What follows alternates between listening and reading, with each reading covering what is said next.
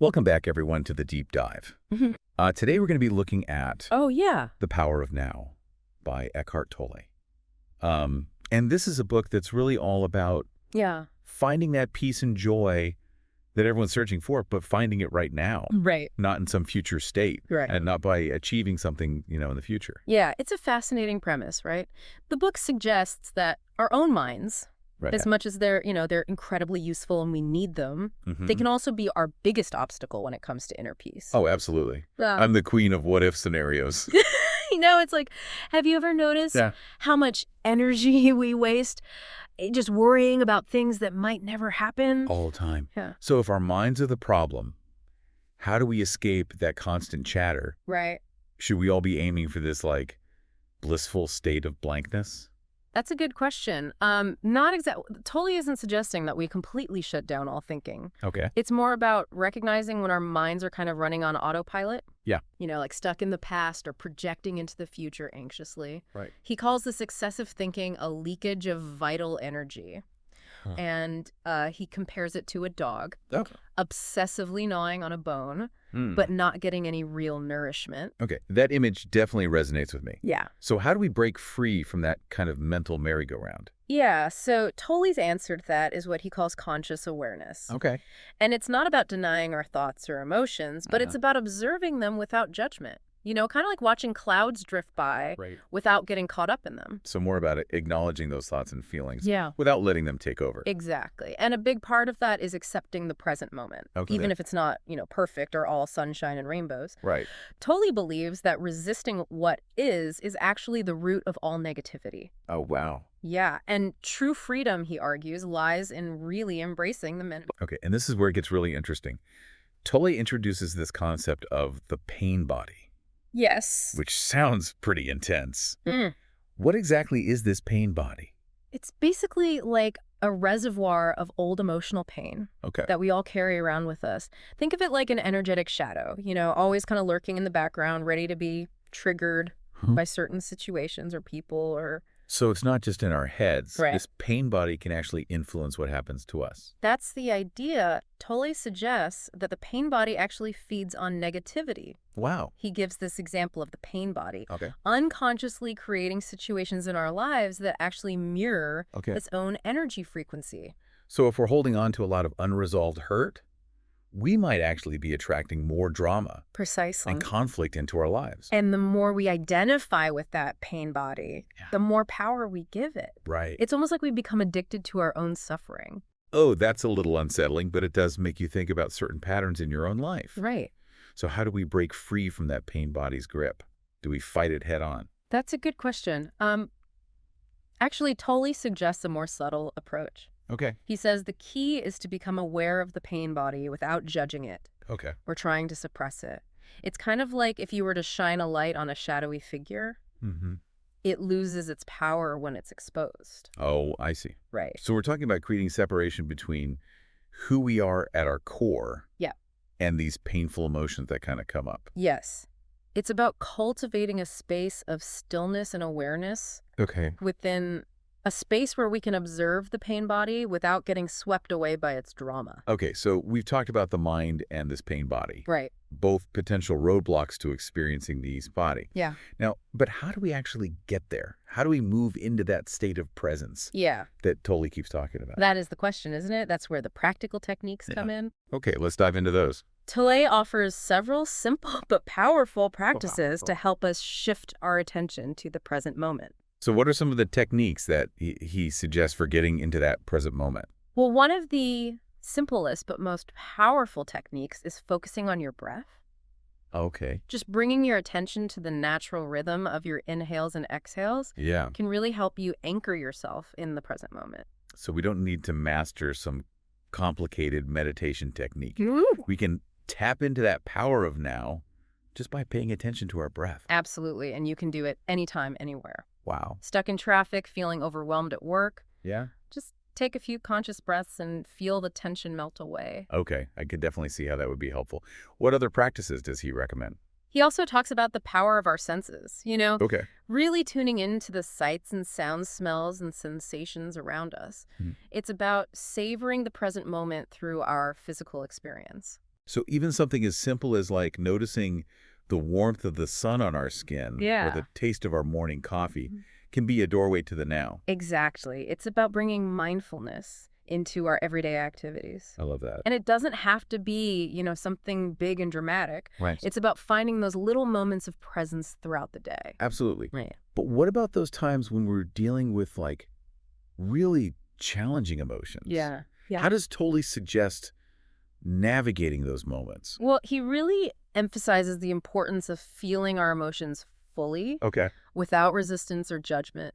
He says that by bringing our complete attention to the feeling Right. without creating a story around it, we allow it to move through us. So instead of pushing away those difficult emotions, we lean into them. In a sense, yes. It's about bringing the light of our awareness to the darkness of our suffering. And as we do this, we may discover that we are not the pain, Wow. but the awareness that's experiencing it. That's a profound distinction. It suggests that we have the power to choose how we respond Exactly. rather than being controlled by them. Yeah. Now, Tolle also talks about this concept of surrender, Yes. which I think can sound a little passive to some people. Right. How does that tie into living in the now? Well, it's not about giving up or becoming a doormat. Right. It's about letting go of our resistance to what is surrendering to the present moment, even if it's challenging, allows a different kind of energy to emerge.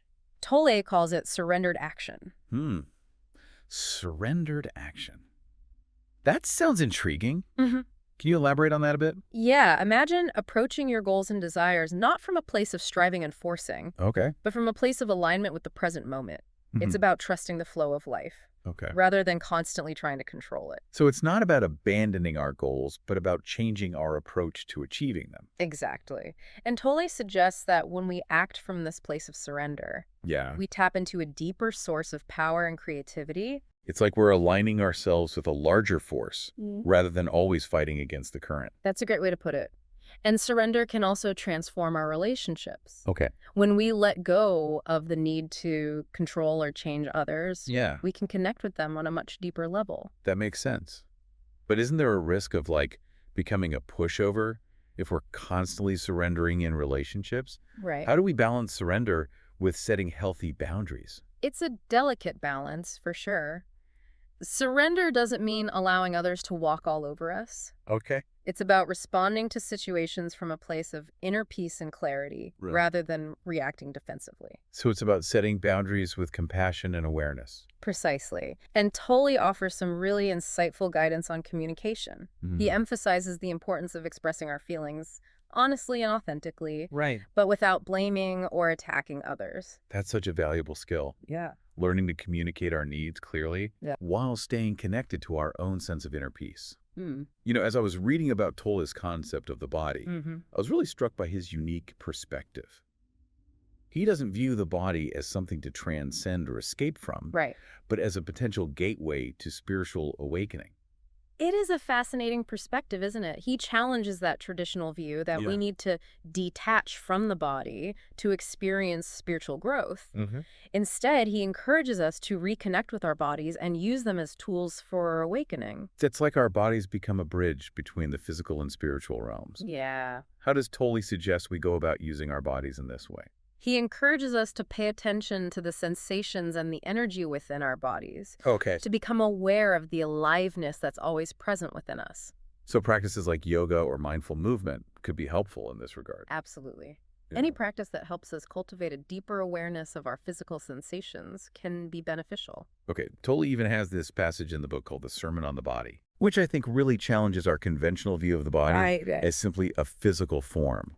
What's the main message he's conveying in that passage? He's inviting us to see the splendor of our true nature that's hidden within our physical form, Okay. to recognize the body as a portal to presence rather than an obstacle to it. Wow, that's a powerful shift in perspective. Yeah.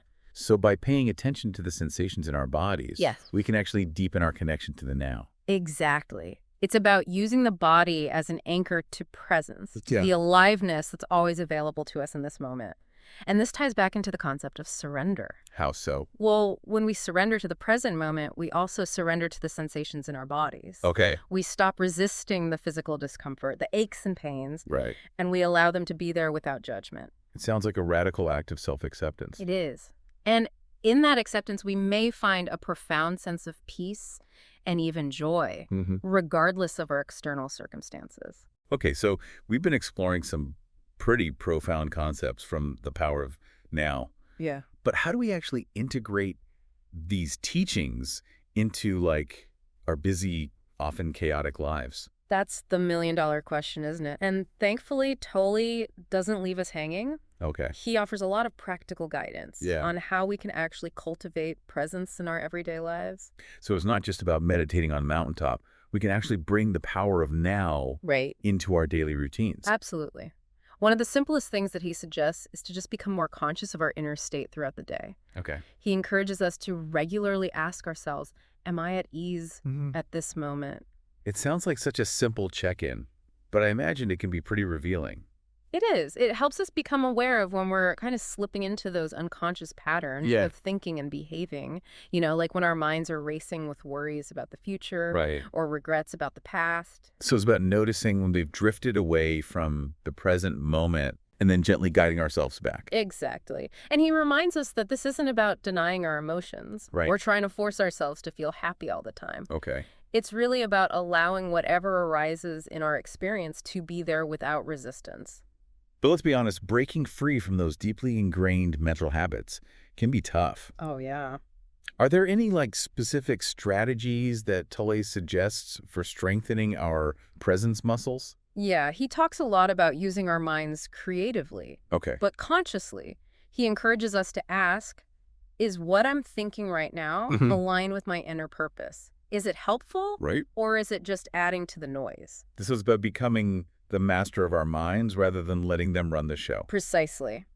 And a big part of that is learning to use our minds in conjunction with our bodies. Okay. He reminds us that our bodies are incredible sources of wisdom and intuition. So we're not just disembodied minds floating around. We need to bring our bodies into the equation as well. Exactly. Tolle encourages us to develop like a felt sense of our bodies. To become aware of the energy and aliveness within us. It's like our bodies become a compass guiding us toward a more authentic and fulfilling way of being in the world. And this integration, this sense of wholeness, is ultimately what allows us to tap into that power of now. Yes. To experience that joy and peace that's always available to us, regardless of our circumstances. That's the essence of his message. It's about recognizing that true fulfillment isn't something that we find outside of ourselves. It's a state of being that we cultivate from within.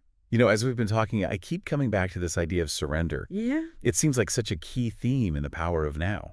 It is. And it's often misunderstood. Surrender isn't about giving up or becoming passive. It's about aligning ourselves with the flow of life rather than constantly resisting it. So it's about letting go of that illusion of control and trusting that we're exactly where we need to be in this moment. Beautifully said. And when we surrender to the present moment, something magical happens. Okay. We open ourselves up to the possibility of grace and transformation. This has been such an insightful exploration of the power of now. I'm feeling inspired to bring more presence into my own life. Me too. To savor those little moments and embrace the journey even when it gets bumpy. Yeah. Any final words of wisdom from Tolle that we can leave our listeners with? He reminds us that the journey to presence is ongoing. It's not about achieving some perfect state of enlightenment. It's really about showing up for each moment with curiosity and compassion for ourselves and for others. That's a beautiful reminder. Thank you to our listeners for joining us on this deep dive into the wisdom of Eckhart Tolle. Yes, thank you.